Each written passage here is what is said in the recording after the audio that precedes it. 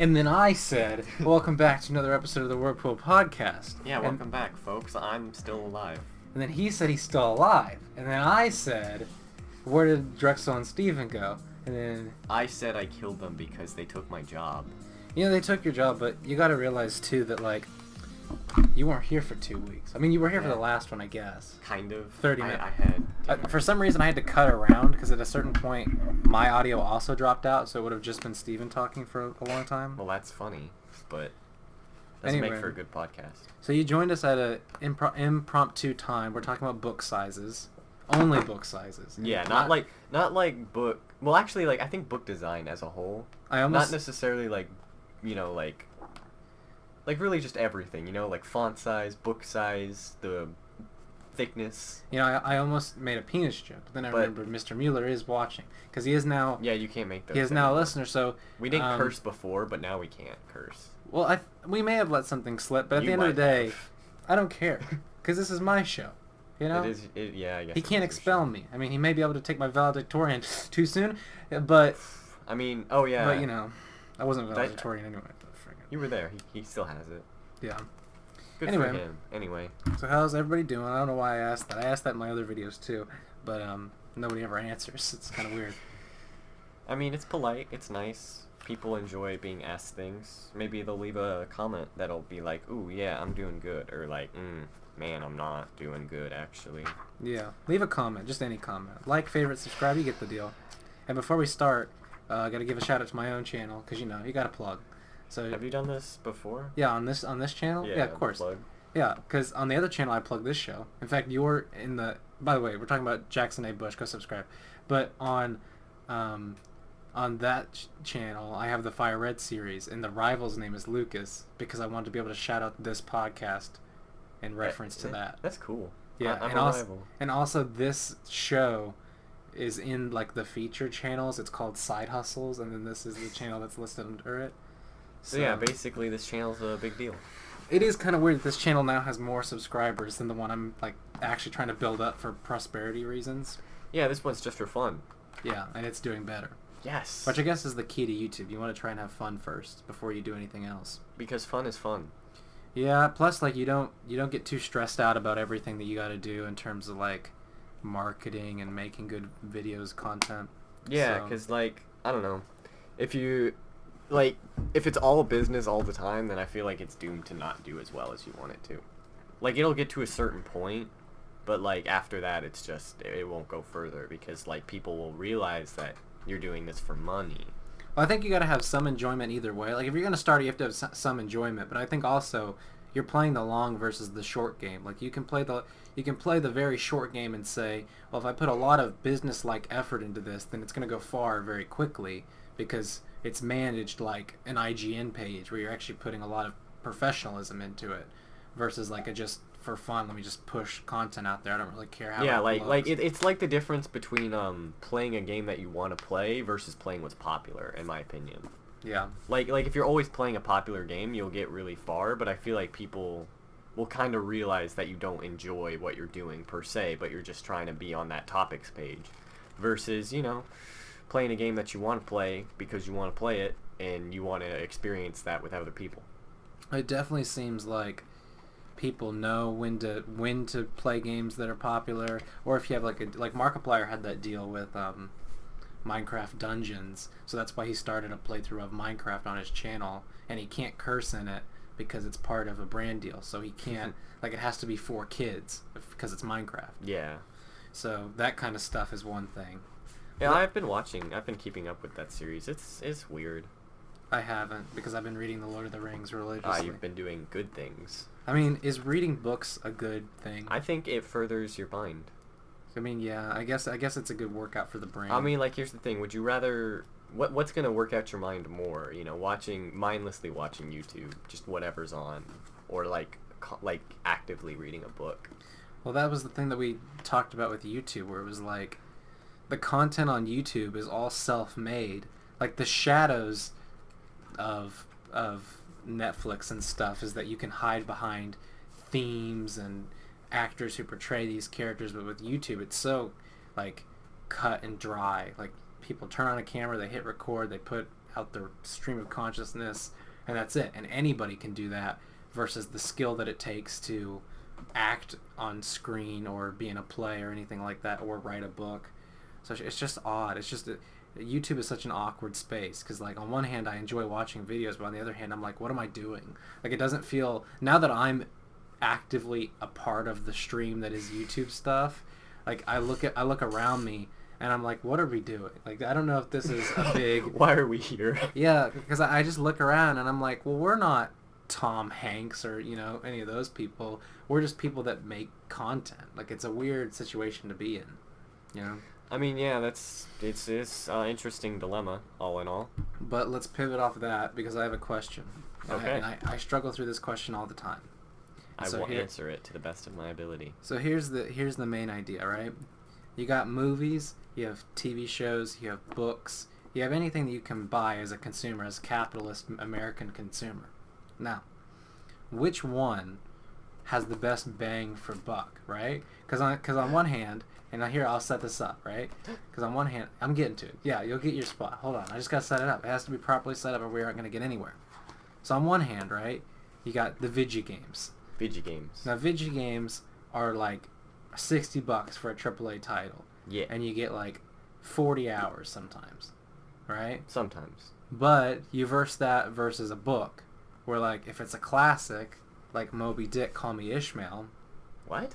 That's the first lines in Moby Dick, Call Me Ishmael.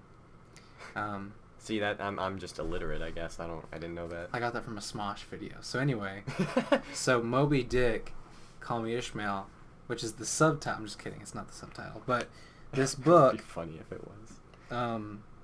Like a classic like this, you can buy for like $8, and you can get up to like 15 hours for it.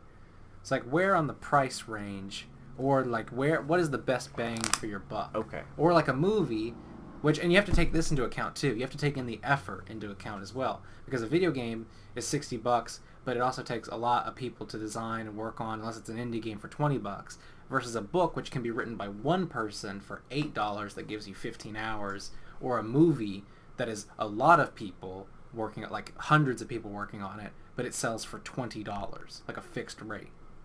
Okay, so in my opinion, sorry,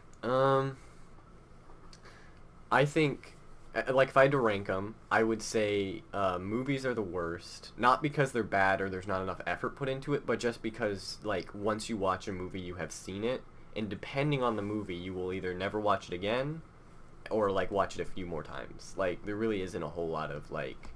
And that's where streaming comes into account, too. Yeah. But like... that's separate. I mean, that wasn't part of the categories, but we can loop back. No, I just thought about that, like, now. Yeah.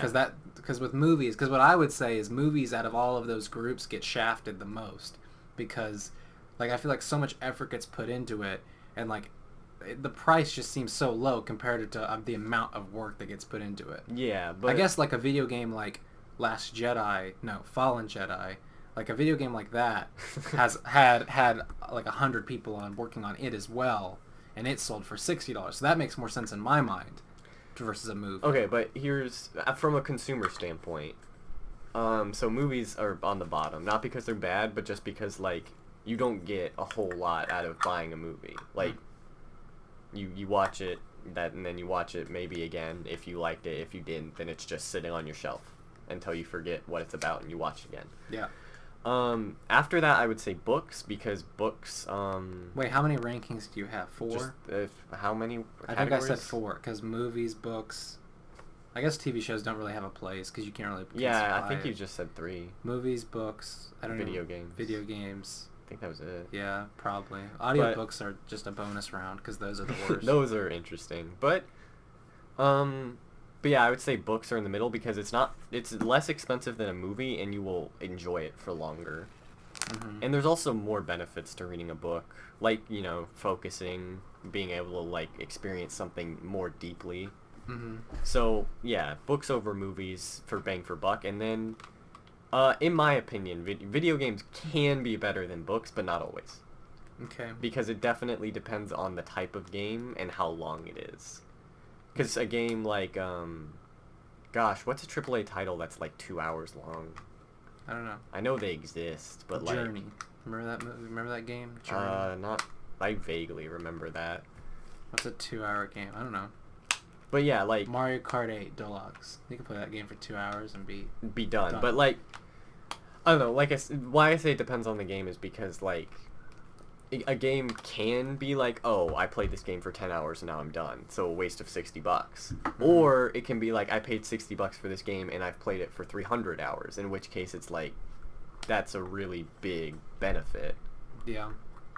Well, so does your list change if you think about it besides a consumer? Like, what about a producing standpoint? On a producing level, how does that list change if you're making the content?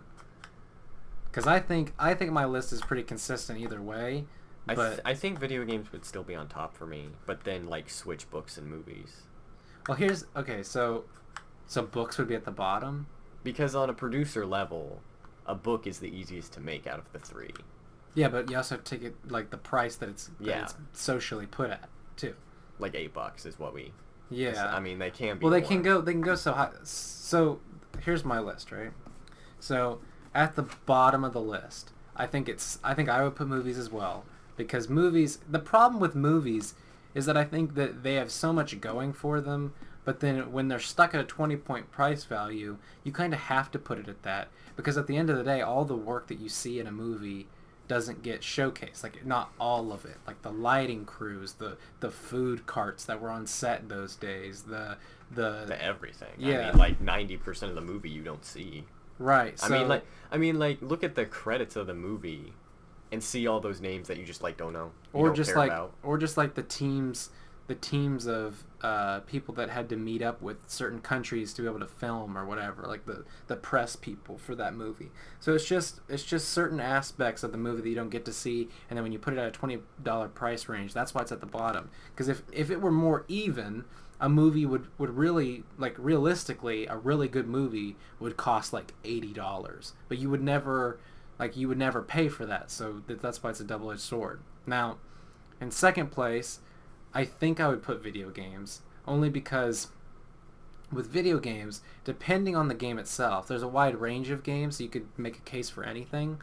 But like, if you take Animal Crossing as an example, Mm-hmm. you can play 200 hours of Animal Crossing, and you can get a lot of stuff done and everything. But eventually that $60 price tag will be reduced in value significantly from when you started playing it or whatever. Do you mean that, like, physically, like, as time passes, it will be cheaper? No, like the value in your that head? yeah, in your head, the value that you've placed on it from the beginning. Like, you paid the $60, you have the game. Like, later on down the line, once you've played so much of it, the game kind of loses that sense of value that it had at the beginning of the $60. And here's what I will. But did you get your value out of it? I will, yeah, initially. But here's why I say books beat it then, in that case. Because there's so much intricacy with books, right? Mm-hmm. So you can read a book the first time through.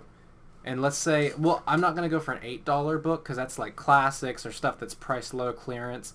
If you go for a general, like if you were to go to Barnes & Noble and pick out a book, generally we're talking $14 to $22, somewhere around there. So in a $14 to $22 price range for a regular fiction book, if it's like this Harry Potter book, which is around $25, but we'll just use it. If you talk about Harry Potter, right? It's $25 for Harry Potter. I think that hardcover's like $20-something. Actually, it might even be more because it's Harry. It might be like $28 because it's Harry Potter. But jeez, man. Well, yeah, that's just because of the IP and how much it's worth. I get it, but like, dang. Yeah. So, but essentially, right? You read Harry Potter, and you read it the first time, and you're like, oh, I really like the story. I really like what's going on here. I really like everything that's great about it, or whatever. And reading it one time through can give you like 10 hours for an investment of $25 or whatever. And so, but then if you go back again, you can get another 10 hours out of it, and then you can start looking at word choices, or how a simple sentence that your mind couldn't pick up at first glance, or did pick up and you want to look at it again, can bring you so much value. I mean, I guess that's a very, like, book connoisseur level, though. For someone like me who's not, like, I read books, I basically read books once, and then I read a lot of books once as well. I don't like reading a lot. But yeah, that's what I'm saying. Like, you could make the argument that, like, yeah, you can get a lot of value out of a book because you can reread it and find new things, but, like, I feel like very few people actually want to do that. Yeah. Well, plus I don't know. I feel like a book is not as situational as a video game because there's a lot of video games that when they're released on a certain time, you pick up a game like Fallen Jedi again. Um, you look at that game, right? And like that game came out in November, I think, November, December-ish. So when you play that game, you're kind of in the mindset of, oh, it's getting cold outside, kind of matches the space vibe is kind of cold, you know, you're in the ship. And that's why it gets released around that time anyway. It puts you in the sort of mindset. I mean, that's how, you know, the marketing of that game I probably thought went. it was because of the new Star Wars movie. I mean, that as well. But you could argue that that Star Wars movie also coincided with the release of seasonal stuff as well. Like, the way things were spaced out. But anyway, so that being said, right, you play that same game like in the heat of July when it's 95 degrees outside, it loses some of the value that was placed into it sentimentally wise, especially when you're looking at a screen that gives you those visuals, I guess, you know. So I feel like with a book there's less restrictions on that sort of thing because I feel like when you read something, your brain can put it together better than you just absorbing what's on the screen. I mean, maybe, but I feel like that's the same argument could be made with a few books. Like A Christmas Carol is the first one that came to mind. You know, like that's a Christmas book. You don't want to read that in the middle of the summer. Yeah. Well, then again, those Harry Potter books, like those are set a lot of times around Christmas, and you see that in the movies as well. So if you watch like Order of the Phoenix or in June, like it's not gonna have the same vibes as if you watched it in December, right? Yeah, I mean, like I feel like that's but that's the why books themselves you can read year long because the books like the yeah, book don't they value, cover a whole year? Like aren't yeah. they years? Well, so do the movies, but I'm saying like there's something about a book where it's kind of universal unless it's directly framed around a certain holiday or something. I mean, but like I feel like that's kind of why we have like summer blockbusters, is because it's framed around this whole like, oh, it's summertime, get together, have fun kind of thing. And I Yeah. feel like books can be framed the same way, and they often are, but I guess there could be an argument made that your mind can like kind of twist it better because it's all you, it's not anybody else's interpretation. Yeah, and also with books you can fine tune how your money is spent as a consumer because if you generally know how you read or like your speed of reading or whatever, you can base how your money off a book that you know will take you like a couple days or a couple weeks depending on how you read it versus like a movie you know you'll pay $20 and get the 2 hours worth. Yeah. Like there's a lot to be made in this argument of which one has the best bang for your buck. I just think like books have a lot of value in certain areas that make them universal to everyone. Well, I mean that's true, but I mean there's also those. I guess this can be made for every like group, but like there was always that group of people that like doesn't read or doesn't play video games or doesn't watch movies. Yeah, and I think too that the argument for video games is that like there's an infinite amount of any genre for any of the three categories, but I think video games you'll find at least one really good version of every genre, whether that be simulation, racing, car, you know, whatever. Yeah. So, and versus a book, it takes a minute to find a really good book unless you're in the know it all to know what you're looking for. Which is another thing about books is like, I don't know, I guess it's just like there's no guarantee you're gonna like it. Like I can hear really good things about Moby Dick or Lord of the Rings, but there's no guarantee that when I read it, I'm going to enjoy it. Yeah. But like I guess that's true with games too, but I feel like it's not as much of a risk because like if you research a game and you look at it and you're like, oh, this gameplay's interesting to me, I'll buy it. Well, I actually think the risk is higher when you pay for a video game because you have to, like with a video game, you kind of need, especially with the price point that it stands, which is also part of the argument, you kind of, like if you're going to shell out anywhere from $30 to $60 on a video game, you kind of have to initially do a research and be like Google, what are the initial thoughts on this game? How are people kind of reviewing it? Honestly, I don't even, when I research a game, I don't even look up other people's opinions. I just go straight for gameplay. Well, yeah. I look up like the first like hour of gameplay and I'm like, if this is cool to me, I'll buy it, and if it's not, then I won't. Yeah, I mean, I just definitely think like for people, like just in the scape of, like when I think about this situation, I kind of think of someone walks into the store and they have all three options available to them, and they're like, all like set up. yeah, like it's a vintage stock where you have all of the different types of media in it, but they just got their paycheck for the week. They've already paid off their food and everything. They're like, all right, I get a piece of entertainment for the week. Which one am I going to go with? And so when I think about that sort of thing, for video games, I just feel like there's a lot of risk for it. With books, like if you go into a bookstore or if you go on Amazon or anything, you can generally look at like a single page and read it, and then you can kind of sort of get that mental vibe of how someone is speaking, how the author is speaking to you. And from that single page, if you read it and you're like, sounds interesting, you can immediately say, maybe I want to pick this up. And with a movie, it's also kind of difficult, although you get a trailer, which may or may not be honest to you. Yeah. I mean, there are a ton of trailers. Like, there are a ton of awesome trailers that did not have great movies. Yeah. But, I don't know, I'm still going to go with video games just because, like, my argument would be, like, you know, if you did, like, even an iota of research beforehand, like, you could go in, pick a game that you like, and then, like, next time you have money to spend, you don't have to spend it. You could save up for something else because you still have that game to play. I definitely think if we talk about sequels and stuff with different genres, I think a book is one of the most interesting things to follow, because like the Hunger Games series, right? When the first book came out, unpopular opinion, could never get into it.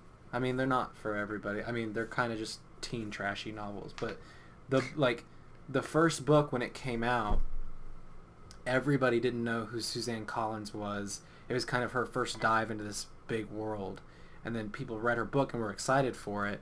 And so when the second one was coming out, like, people got really hyped for it. Like, it's a very minute sort of hype for that sort of media. Yeah. I feel like movies rival it pretty well, and video games I don't think pull as much with that sort of thing, because you would have to actively follow the publishers or... I mean, I guess, but my argument to that is Last of Us 2.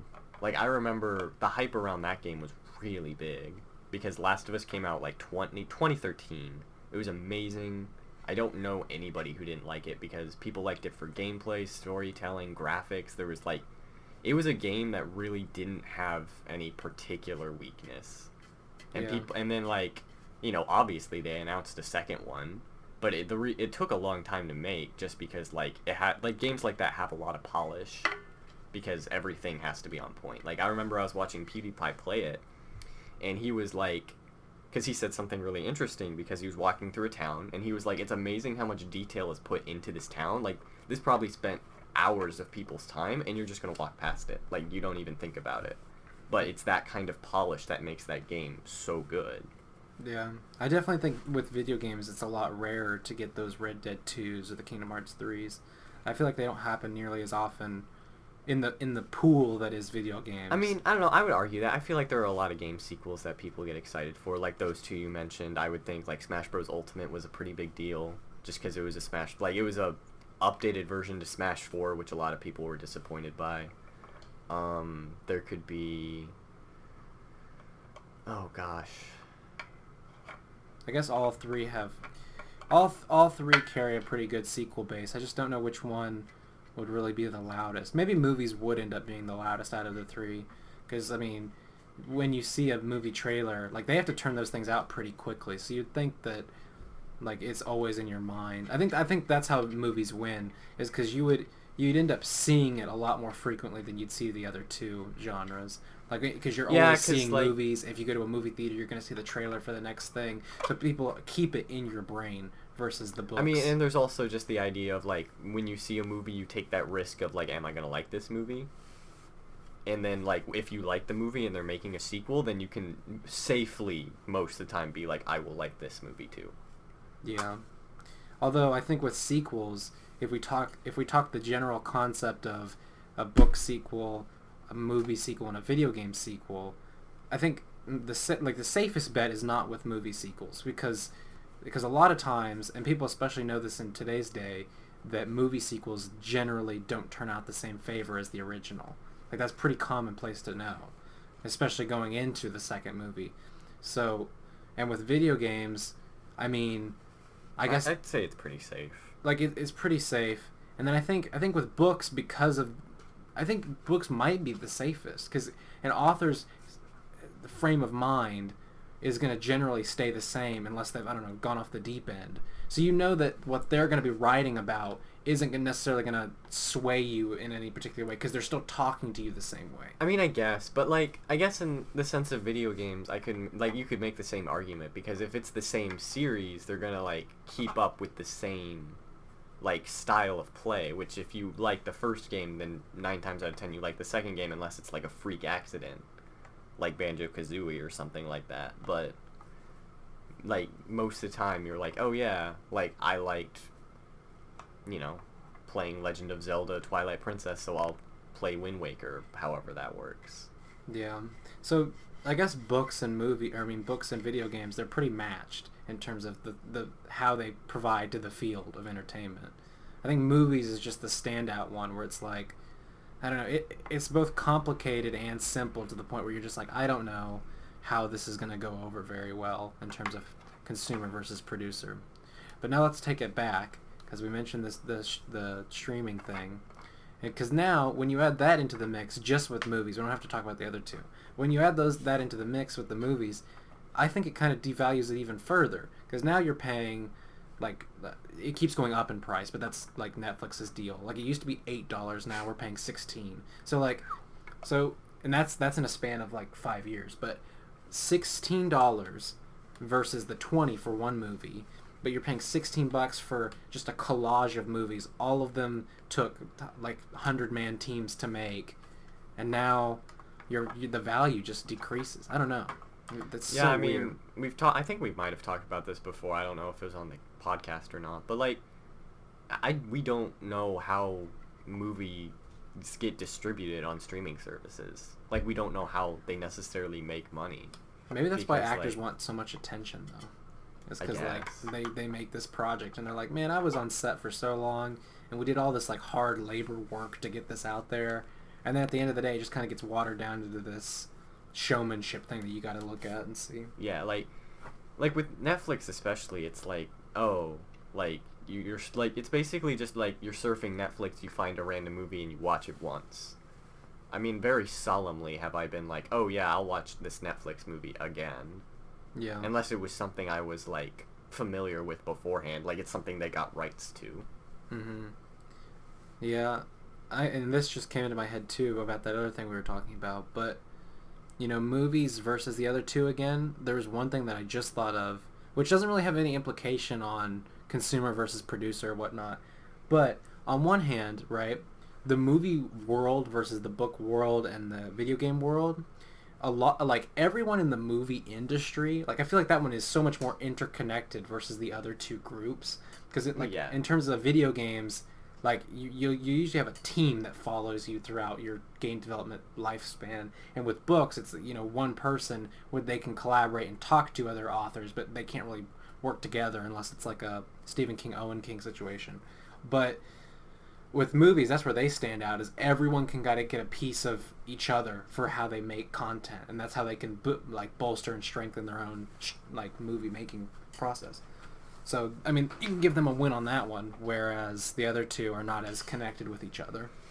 So, and I mean, I guess that also being said, if we want to take in like the fan base, if we're talking just the general world, like the moviescape wins out because it's so much in the popular media. Probably because it's so much more accessible, I think. Yeah, but if like let's go back to that guy with the $20 or whatever.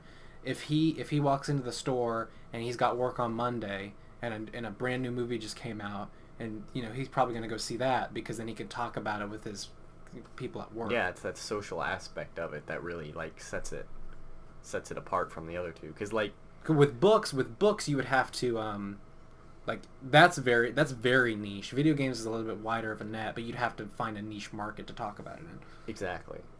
So, Because like, yeah, I mean, there's that just the idea of like, oh, if you watch this movie, you can talk about it with just about anybody who's seen the movie. But with like video games, it's like it's a smaller network because like it takes more effort to play a game, and then books, it's the same thing except even bigger because it takes more effort to read a book. yeah.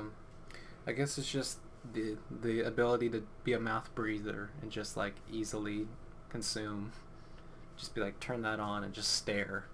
I mean, yeah, it's easy. Everybody can do it. That's why the process of reading a book is just I it's my favorite form of media, pretty much, but yet it's the hardest one for me to try and take in because I open the book and I'm like, all right, here we go, and I turn a page and I'm like, chapter's not done yet. Well, I'm gonna take a break. I mean, yeah. That's why it's taken me like I 8 days to finish Lord of the Rings. Yo, but shoutouts to the books that have that make you feel like you're reading like a million miles a second. Those ones are kind of cool. That's why I gotta shout out my boy Stephen King again, but that's why I love Stephen King's work. Whoops. That's why I love Stephen King's work so much is because he has designed his own way of writing where in a chapter you get sections. He gets a section because he knows that people's attention spans are not that much. So if they only have a second to read, they can just read one little section, and then that one little section is like a scene in a TV show. So that's all they need to watch, and then they can close it and go on. I mean, yeah, really. I've read one Stephen King book before, but it did the same thing, and yeah, that's a great way to write long books. I would say specifically long books because if it weren't a short book, that would just be kind of obnoxious. But I guess maybe that's another win for books in that sense, because video games and movies, they make their content and they have the freedom to make a lot of whatever they want, but they also have a lot of political pressure on some cases and how they portray certain things. But with books, it's so the freedom of expression in one person is so vast that you can just write whatever. And I don't know if that's because it's niche or if it's because just I don't know, it's weird. I think it's because it's not in popular light enough to be scrutinized as critically as movies. I mean, I guess that's true, but I don't know, it's weird. It's weird to think about because is that only the case because books aren't as popular?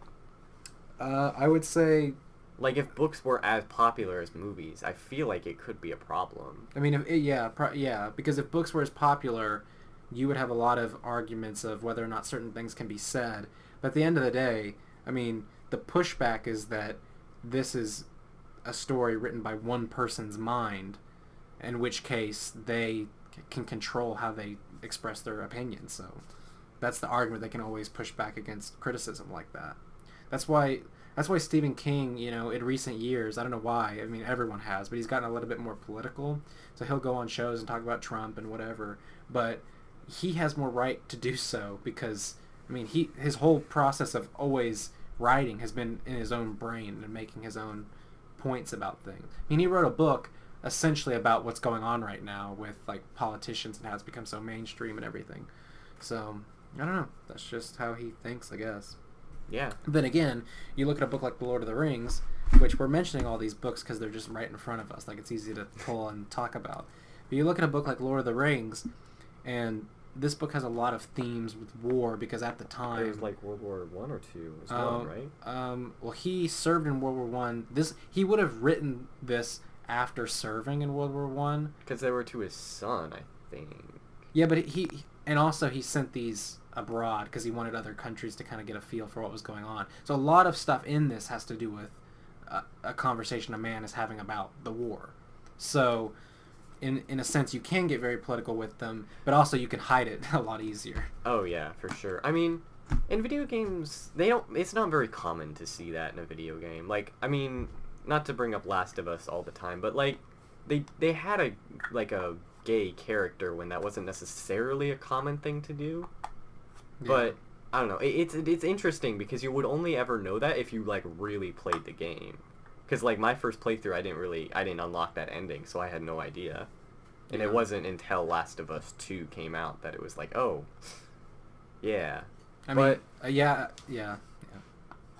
I definitely think that they both, those movies obviously has the worst of it because people are pushing to literally have a lesbian kiss in a Star Wars film, as I guess people aren't pushing for that in particular, but Disney decided to make that move because they have to balance people that are not conservative and liberal, but people that push for some ideals versus others. I don't even remember that. It was in Rise of Skywalker. There was a 3-second lesbian kiss because people were arguing for more LGBTQ in Star Wars. Well, yeah, I think it has something to do with the fact that if you look at the chemistry between Poe and what was his name, Poe and Finn, if you look at their relationship dynamics, like you can kind of almost see them going in a relationship sort of direction, except like that's what the fans wanted, but I guess that's never what was intended, and Finn was always going to pine over Rey, I guess. So, when that all came to pass, like Disney's solution is like, well, here you go, like here's the thing. Or Star Trek did it too with Star Trek Beyond. There's a scene where the Enterprise docks into a station or something, and the crew comes out, and one of the bridge officers like kisses another male, but it's like a really quick shot, and they don't no, maybe he doesn't even kiss them, maybe they just hold hands or something. Like it's implied, but it's very nichely implied because they can't get in trouble in either direction. Yeah, that's, I don't know. Whereas in books, like, especially not in recent years, I mean sometimes, but like they can say the N word, they can just they can put in dialects that may come across as weirdly racial, but it's all in an effort to say something. So yeah, because they definitely have more freedom to say something. Then again, books also get in criticisms all the time. Like if you look at where is it? It's over Huckleberry Finn. Like that book gets criticized all the time because there's so much of it in that book. But at the same time, isn't the author dead? Mark Twain, yeah. Like, what? I don't know. It's weird for them to criticize it, just because, like, I mean, I know this is kind of a cop out, but like, it was a different time. Yeah. Like, I don't know. I think that once people die, like especially celebrities or whatever, I don't know if a lot of criticism should still be coming their way. I get that it's a very edgy statement to kind of say, because you look at someone like Michael Jackson, who had a very, off-putting past, right? You look at someone like him and you're like, well, the conversation might still need to be had, but how much can we really still push against this guy now that he's gone? Yeah, like what's it gonna achieve at the end of the day? Like it's a message to be brought on after. Like I remember what Dave Chappelle said, because he was like, it's insane that Michael Jackson still gets sued even though he died like 10 years ago.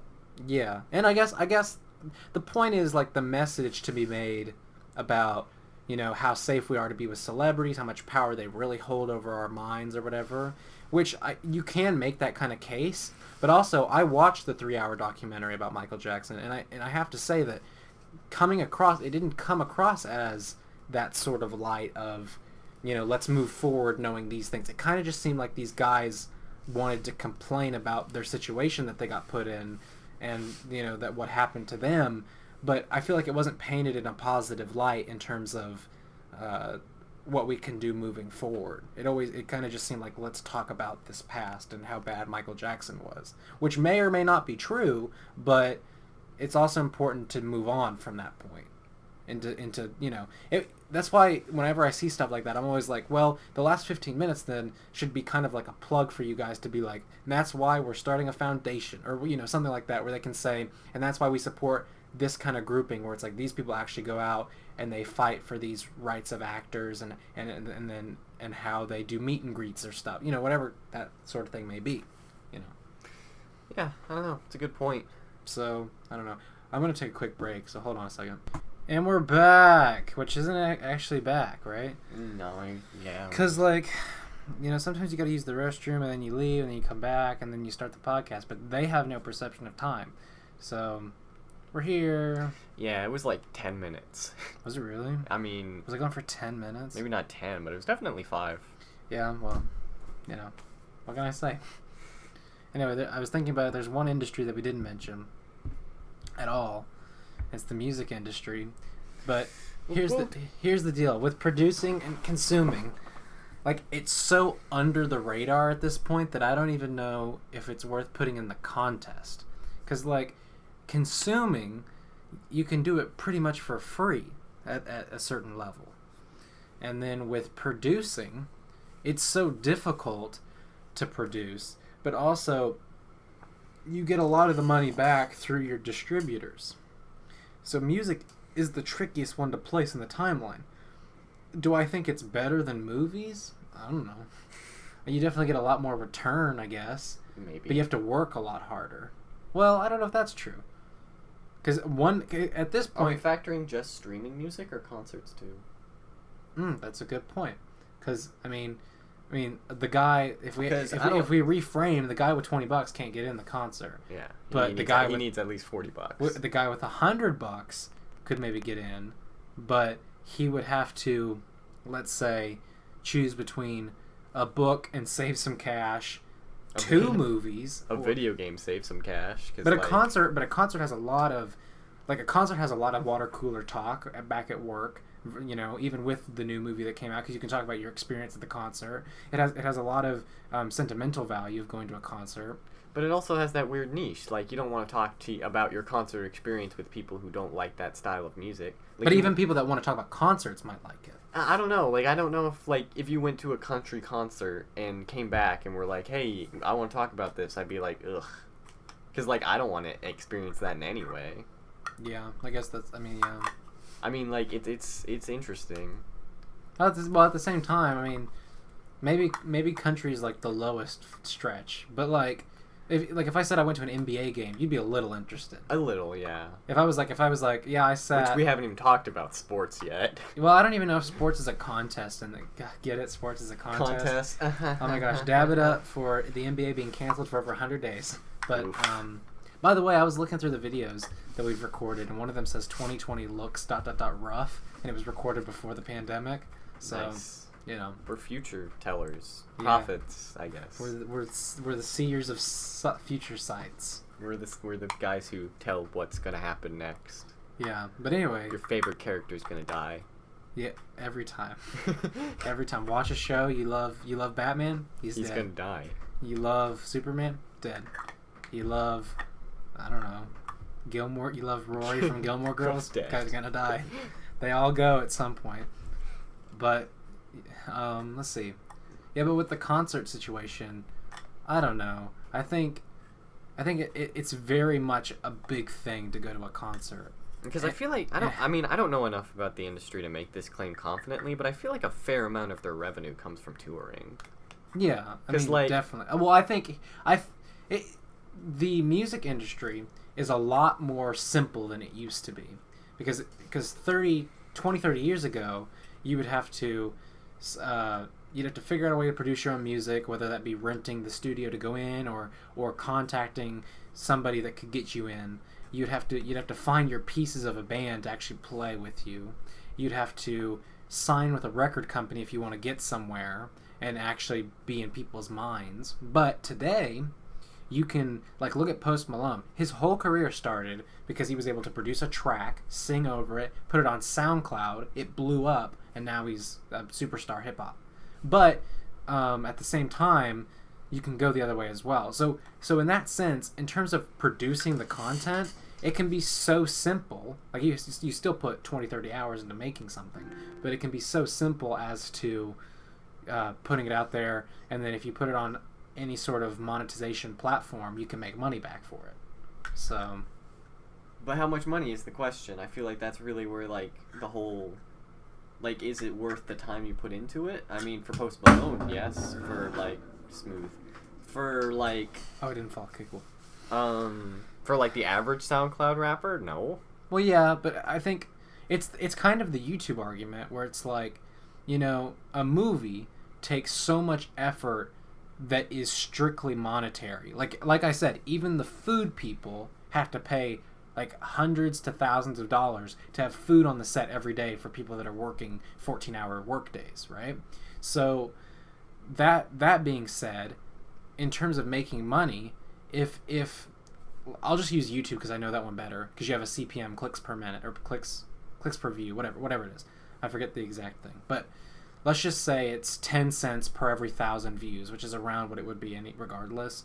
So if you make a video and you put 2 hours in recording, so you can chop it up into a good 30-minute compilation, right? Mm-hmm. So you're right then and there, you're probably 4 hours deep, because you put 2 hours into recording it, and then you probably put 2 hours into selecting the best stuff and also editing the video together, whether that be music or, you know, whatever you have. So, and rendering, all that stuff. So you have your video, your 30-minute video taking you 4 hours to make. Now, if you have no subscribers, you put that out there in the only attempt to try and bring people in and build up your brand. But if you actually have a following, you put something that took 4 hours to make, and you could make anywhere between you can make anywhere between $40 for the video, which $40 in a day is, very low wages, but it's somewhere. Or you could make upwards of a couple $1,000s for a video in one day that took you 4 hours. In which case you're making $2,000 a day. Like, YouTube is the most dangerous game out of any of them, because if you get good at it, it's just the biggest snowball ever. So anyway, that's my TED talk. Yeah, I don't know. But the point of that was, like, for music, if you are built up, you can put, it's a lot more time, but you can put, if you're a single person, you can put time into it and then make some money back. But then on the other hand, with movies, these songs don't get a lot of credit where credit's due, because a lot of people will say, oh, this Ariana Grande track, no shame to Ariana Grande, but this Ariana Grande track, you look at her and you're like, she's the head of this whole thing, she is the song, but she's the face of her brand. But then you look at the song and who wrote the song, who composed it, and those are teams of like 6 people. Like, I don't know if you remember this song, but "Yummy" by Justin Bieber. That was that was for Beyonce. Well, I don't remember who it went to, but But what I was about to say is that was a 14-man team to write that song. It's a very simple song if you actually listen to everything in it, but it took 14 people, and that's to like 14 people made the song, like composed it, and they had to realize like what is gonna sound best for the brand of Justin Bieber, so that way we all get paid. Like music is the craziest one of them all. Wasn't Umbrella supposed to be sang by someone else? Probably. I mean, it's a Rihanna.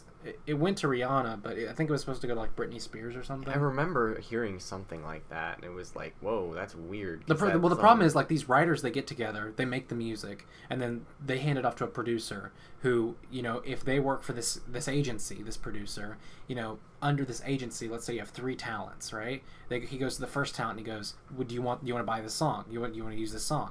And the first talent says, no, I don't want that. I'm good to go, or I don't like the way that sounds, whatever. Moves on to the second person, and then they go, here, do you want this song? It was written for this person, but we could either tweak it, or we could match it to your brand somehow. That second person says okay, and then, money gets dished out, and they roll with that song. And that becomes their song.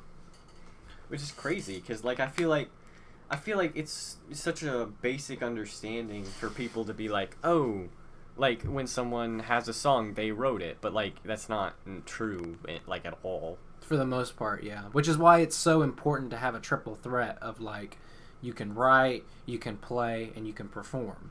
Because performing, I mean, it's probably the biggest aspect of the whole thing, because you have to sell yourself, and you have to make it appeal to the people.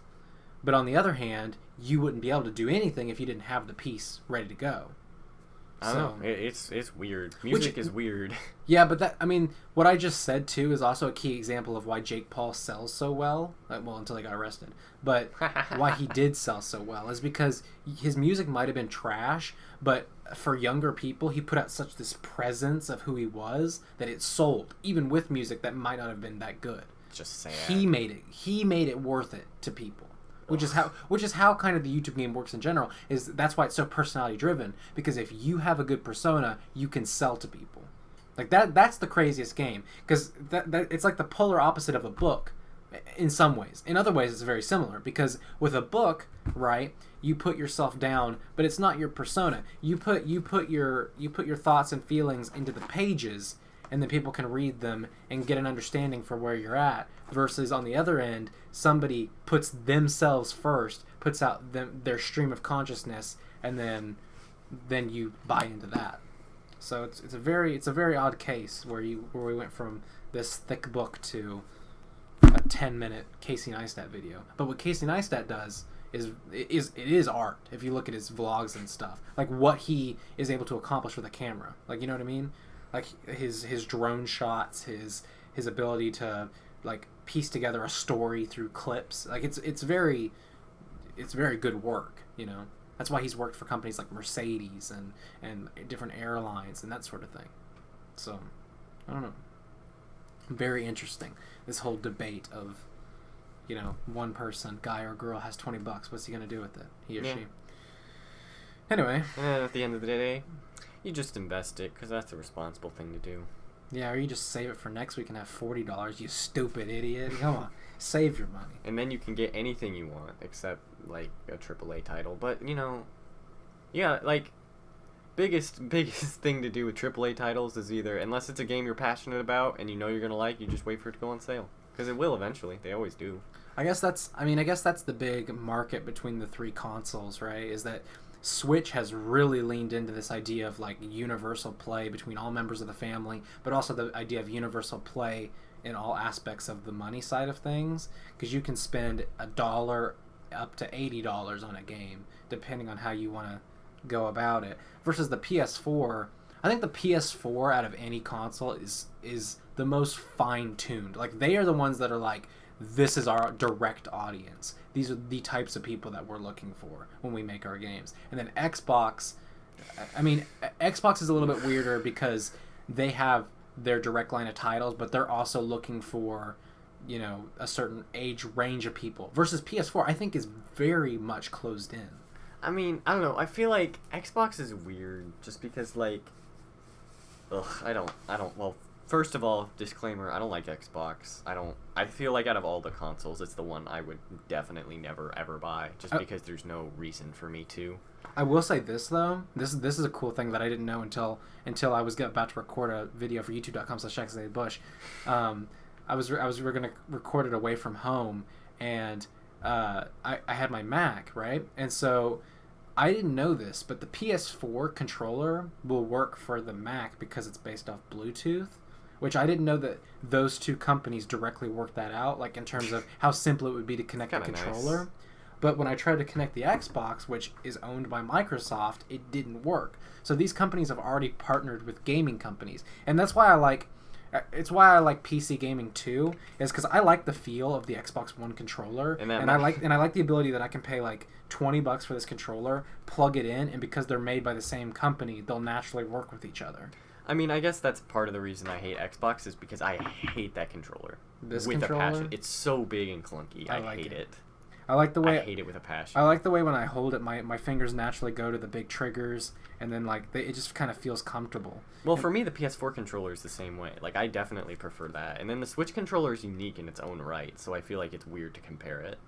I think the Switch one's my least favorite. But at the same time, look at that controller and realize that's not the best controller for you.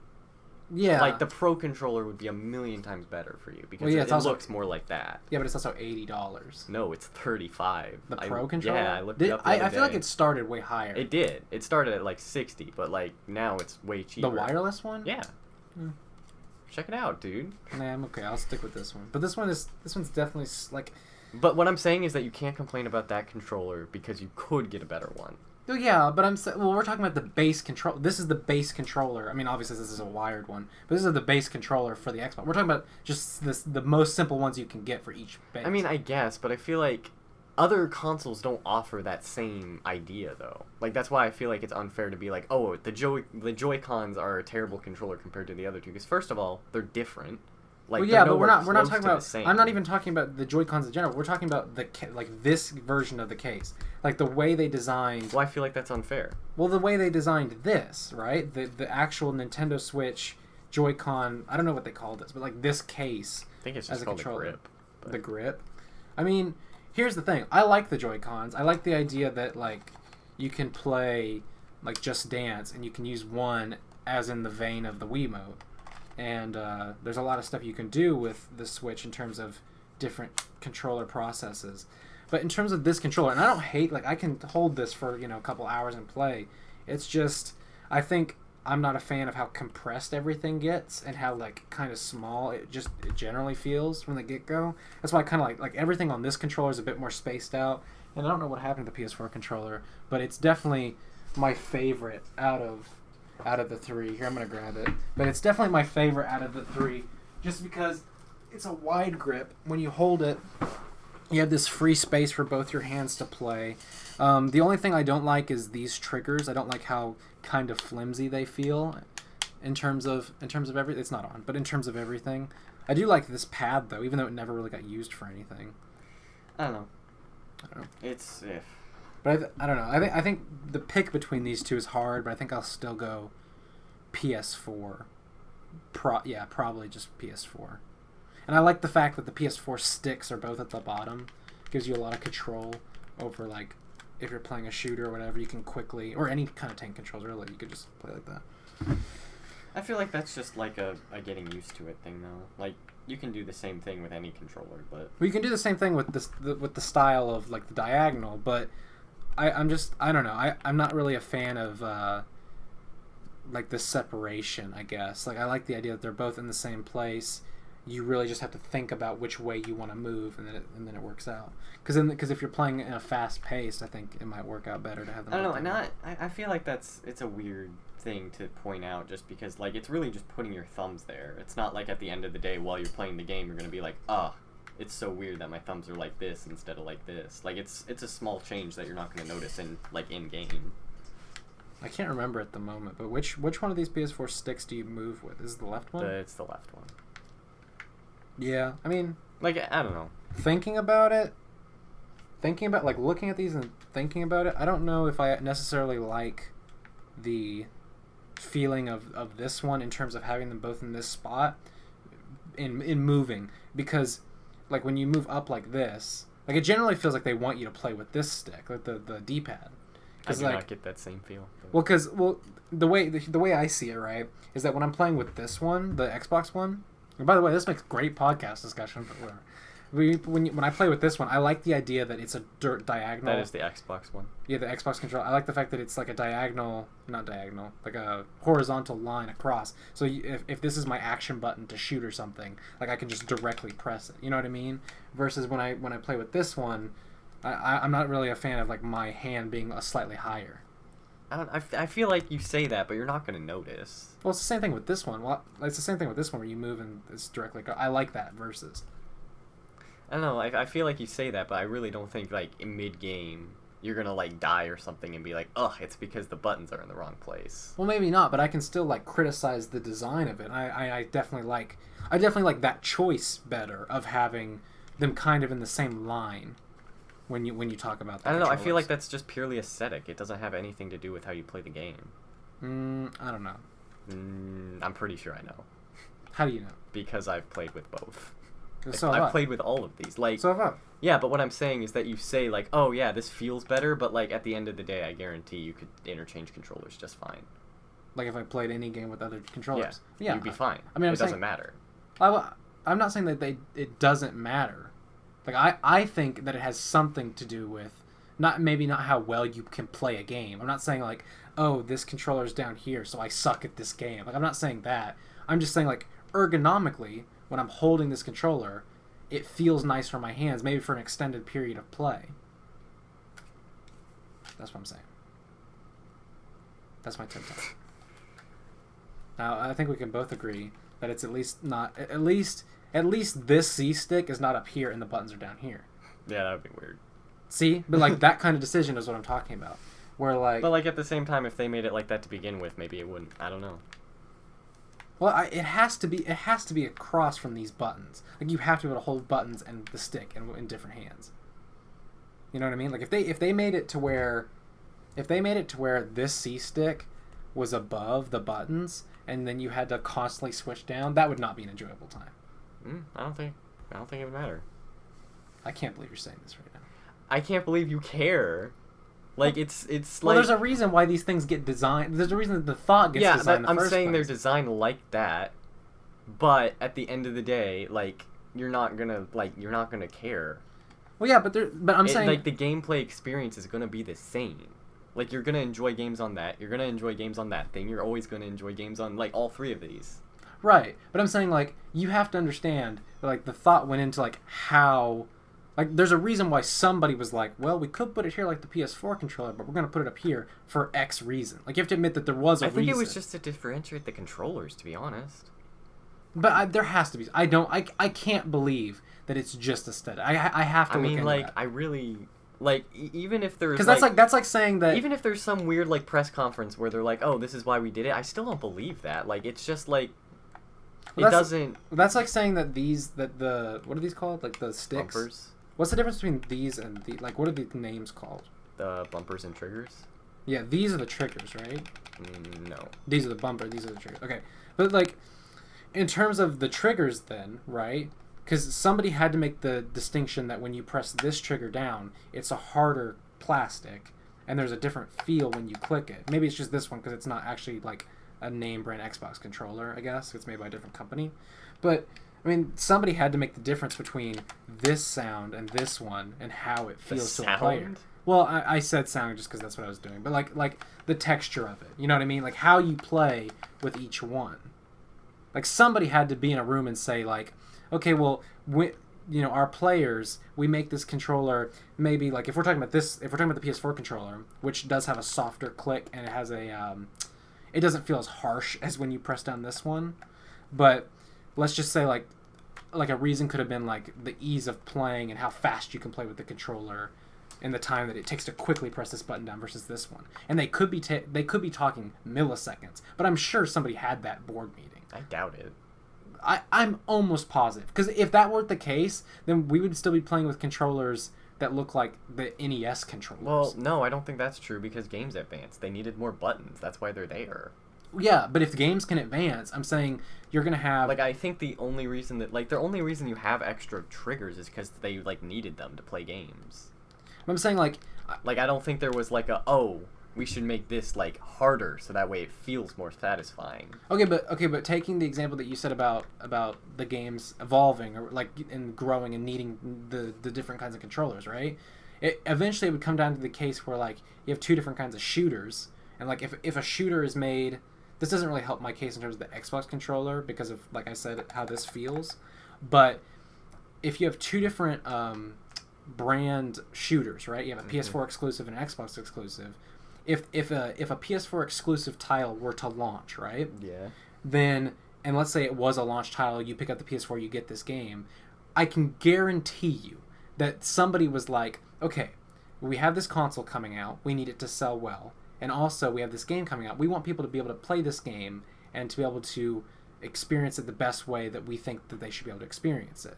So when we design the controller for them to be holding it for our first game on this title, we want the shooting mechanic to feel comfortable. So that way people aren't like getting tired or getting stressed out in their hands while they play this game. So maybe somebody, and this is all hypothetical, but maybe, that company goes, okay, well, when we make the trigger to press down to fire, we make it a little bit softer. And maybe, so when people press it down, they're like, oh, that's simple. Just press it and you're good to go. I can't imagine that having a meeting. I just can't. I feel like they designed the controller and they were like, oh, let's set it up. Here's what it is. And like, because, I mean, you have to be thinking about more than just one game. I mean, we're so caught up on the triggers that it's like, what about the buttons? Like, yeah, but they had to have a conversation about all of it. That's what I'm saying. Like because like any of these controllers went through multiple designs, like drafts of how it's gonna look. I mean, sure, but like I feel like I feel like there's a lot more time into making the controller than you're giving it credit for. I mean, I don't know. I just feel like because on one aspect, right, the Joy-Con, like the brand of the Joy-Con, which has so many uses, that alone took so much processing. And you know that when they designed the interior of this controller for all of the inner workings of what this Joy-Con can do, they had to think about how the rest of the layout is going to look. I mean, but my argument to that is, like, that's the Joy-Con. Like, that thing is weird. It's like a hybrid of a controller and a Wii remote. Yeah, but I'm saying if they but thought about these this... two, with the PS4 and the Xbox, they are blueprint the same. The only thing that is improved upon is, like, maybe, like the quality of the product itself. Like, maybe the plastic is better or something like that. But, like, at the end of the day, the setup for the PS4 controller has been the same since, like, the PS2 when they added, like, extra bumpers. And then, like... here's like, the thing is that they're only adding, like, on this controller... The only things they've added since, like, the original PS4 controller are, like, these two buttons here and this thing, and that's it. Well, yeah, but also with the PS4 controller, too, is I would say, like, if, like, in any argument where people are going to say, here's what our controller is going to stand out for, right? It's the Joy-Cons, obviously, is the biggest example, because they have lots of features that were essential to making the Switch, because it's all about these Joy-Cons. So...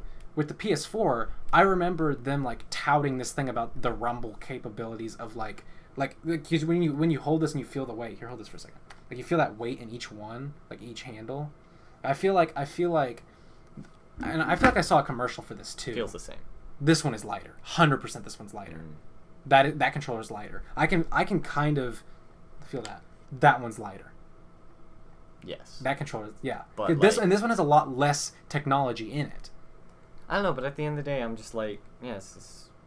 I could play think on that. I could play on this. It'd be the same experience. I think out of the three of these controllers, that one's the simplest. Because that one is the most cut and dry. You press the button, you move, it does the thing it's supposed to do. Xbox controller for those who can't see. Yeah, sorry. And we need to wrap up soon, but This is a heated argument. Well, no, I just but then the PS4 one, right? And I think I saw a commercial for that. I'm pretty sure when the PS4 launched, I remember seeing a commercial. Definitely for the PS5. You remember that launch trailer for the new PS5? They definitely showed like the haptic feedback or whatever for that controller. Which is just new things. I don't know. Like, I feel like it's almost like a ploy to be like, oh, this is what makes it different. But it's the same experience. Yeah, but the whole idea behind what I'm talking about in the controller differences is the idea that they put thought into it, which means they would have to have a meeting about the whole controller and how it was going to lay out. Because well, I would say they need a meeting to like say how it's going to look, but not how it's going to lay out, because the layout's going to be the same.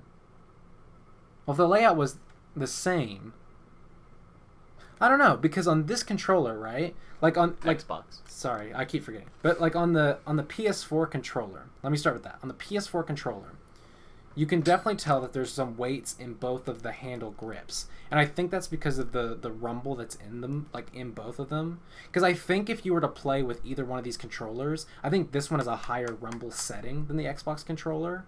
And I could be wrong, but I just know that from playing like PC games versus Xbox, like exclusive games. But on the PS4 controller, I've definitely noticed more rumbling when I'm playing like Spider-Man or whatever.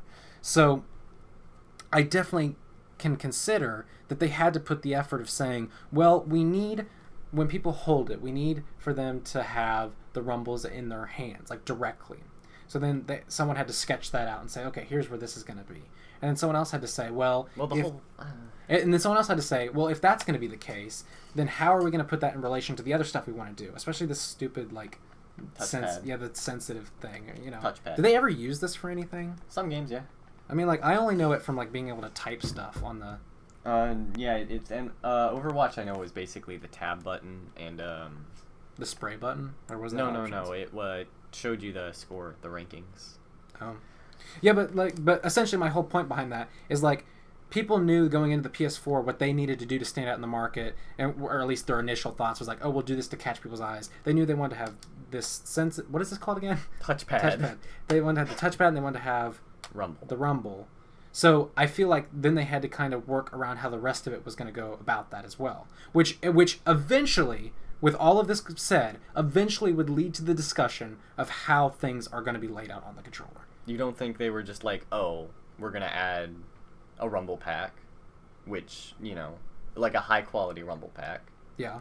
Put it like, let's just say for sake of argument, like it's like here's where the sensor is and it like rumbles out to these two things. Right.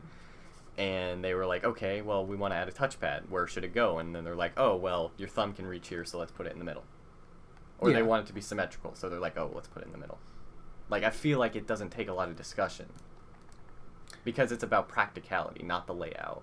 Like, both of these are practical layouts.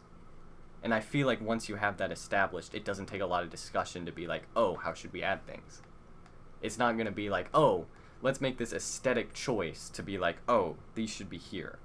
I feel like they were like, for the case of Xbox, they were like, we want to have our own controller, and to differentiate ourselves from the PS4, we're going to put our stick up here.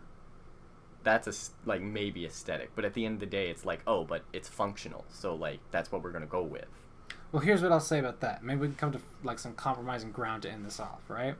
I will say that the PS4 controller, how this was designed, because like I said, there's a lot more thought put into the Nintendo PS4 controllers versus the Xbox one, right? Yeah, because this has been the same since like the original Xbox. Right, and that's neither here nor there. And there's not enough tech within that controller to warrant like the discussion of, okay, well, this is here, so how is the rest of it going to play out in terms of how we lay out the tech and the wires and all that kind of stuff, right? So here's what I will say: this PS4 controller, we can definitely say that they did put thought into how they were going to make these tech decisions, because PS4 definitely relies on weird like haptic stuff. So I could definitely say that the way they designed this controller being smarter would make sense for a more like ergonomic layout, if that's how they ended up doing that. Like if that's how they ended up making so much more decisions versus that controller, which at the end of the day, Xbox. At the end of the day, if the Xbox controller came second, which I don't remember if it did or not. You know, I think it did, because because there's the PS1, which is that's N64 era, and then the first Xbox is it's GameCube era. So I think the compromise can be made that this one I definitely took. GameCube era is PS2, I think. The GameCube controller It's had perfect. Had I know, but the GameCube controller had a layout like the Xbox controller, right? Like No. the sticks were opposite each other. That's the only, like, basically The D-pad was below. Now we're getting into the game, but yeah, these 3 buttons are the only ones that were the same. These were different, triggers were different. There's only one start button. It's a heavy controller though. I love it. Yeah, there's not really much wrong with it. But anyway, At least we can both agree that the GameCube controller is the best. Not the best. That was a joke. Don't take it seriously. I can't. It was a joke. Okay, but I'm trying to end this on a good note. So, but at the very least, I can say the PS4 controller definitely took a lot of design in it. Definitely, there was some thought put in. There was some thought put into. Some thought, not a lot. There was some thought put into the rumbles, the senses, and the ability to play this controller. And then if the Xbox One came second, which it probably did, I could definitely see how they could be like, well, we don't want people to get confused, especially when they buy the controller, so let's make it a little bit different. And that especially goes with the colors, and especially with the shapes, but that's the PS4 thing anyway, and that sort of thing. So on that side, I can see how this controller definitely had some more aesthetic decisions made, but I can also say that because I know that this controller had a lot more thought put into it than this controller. Well, that specific DualShock controller, I would argue, does not have that much thought put into it. Because it's the same as a PS2 controller, except PS3 controller, except it has like 3 added features, and it's higher quality. You know what? Stay tuned for part 2. We're not done with this discussion. I'm going to timestamp this. We'll be back for round 2 next week. Hope everyone has a great weekend, I guess, because this will come out on Saturday. If your team thought out controllers, live strong, live great, live fast. And if your team lazily let's mix and match these controllers, put a gravestone in your description for your name, because that's what's going to end up happening. Hope you guys have a great day. Any last words before I shoot you? Nintendo has the most unique controllers. At least we can compromise on that, because at least this one is the most thought out between the two. Yes, okay. Absolutely. All right, goodbye, guys.